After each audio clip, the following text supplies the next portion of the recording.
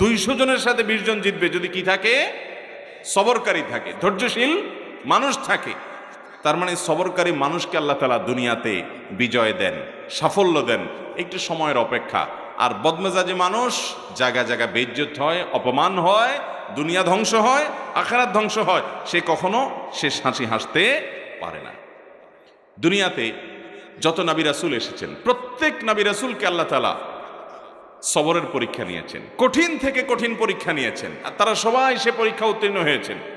আপনি দেখেন, একেবারে শুরু থেকে দেখবেন আদম আলাইহিসসালামের জীবনে পরীক্ষা ছিল, তিনি সবর করেছেন। সুলাইমান আলাইহিসসালাম মহারাজা ছিলেন, গোটা দুনিয়ার রাজত্ব করেছেন, তারপরও পরীক্ষা এসেছে।